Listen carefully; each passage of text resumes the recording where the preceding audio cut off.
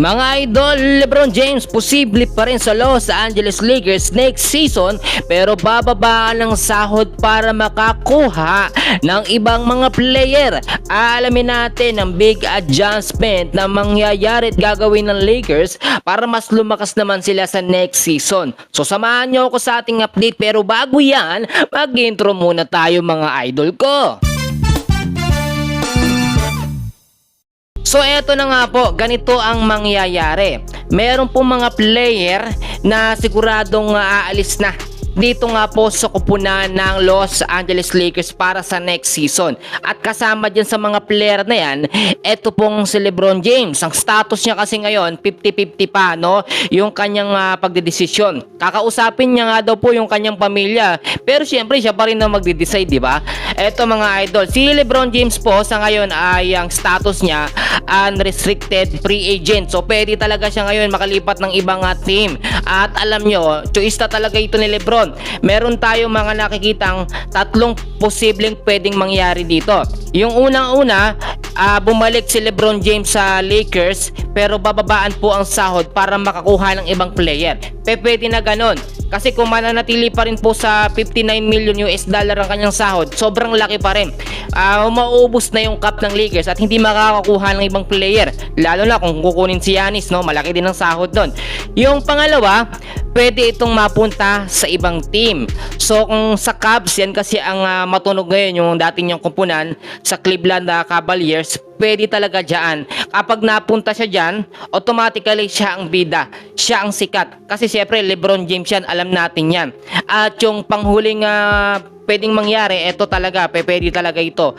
Yung magretiro na siya. Kasi pang 23rd season na po ni LeBron James and so far yung nagawa niya talaga sa Lakers, sa NBA, talagang history na yan, no? Legendary na talaga etong si LeBron James. At isa pa, medyo nasa edad na rin siya. Pero alam nyo, itong nakikita natin dito, si LeBron James, hindi niya na iniisip kung malaki yung sahod niya o mababawasan yung sahod niya.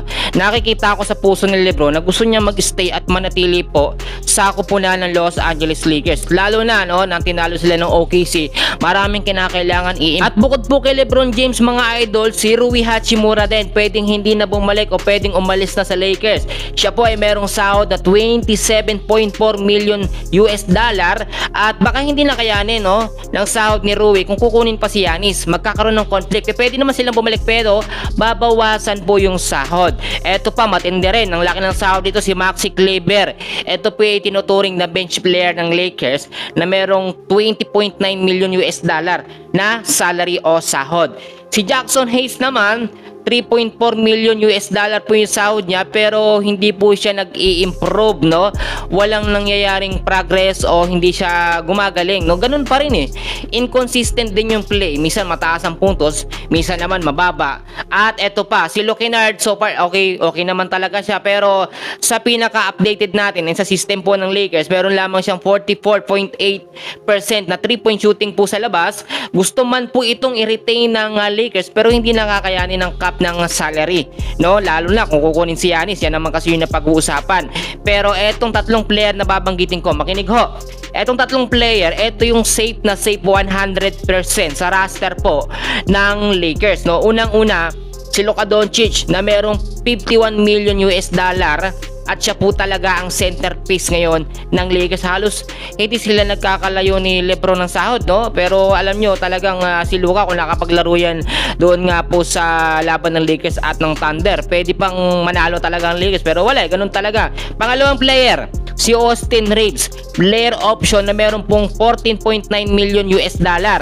At si Luka Doncic mismo nagsabi na ayaw niya na maging trade option itong si Austin dito kay Giannis. Ayaw niya kasi gusto niya maging katandem o maging kasama sa team ito nga pong si Austin Reeves. Ang mangyayari kasi dyan, parang ito yung magiging era nito nga pong si Luka Doncic. Siya na ang magiging mukha ng Lakers kapag umalis po si LeBron. Yan yung ating nakikita at napipredict ngayon. Yung pangatlong player ito, si Marcus Smart na meron pong player option na 5.4 million US dollar and expected po talaga na makukuha siya ng Lakers. Alam nyo, ang napansin natin dito, nire-retain po ng Lakers yung medyo maliliit lang yung sahod, pero yung medyo malalaki talagang wala na pwedeng bumalik pero babawasan. Alam nyo, napakaganda talaga kung ang mangyayari dito, kompleto pa rin talaga ang Lakers. Manatili si LeBron, nandyan si Luka, si Austin Reeves nandyan. Tapos yung mga hindi naman nagagamit tas malalaki ang sahod tulad ni Maxi Kleber, alisin na muna at kumuha ng ibang player. Actually, maraming player na pwedeng makuha sa ibang team o yung mga trade na player dyan,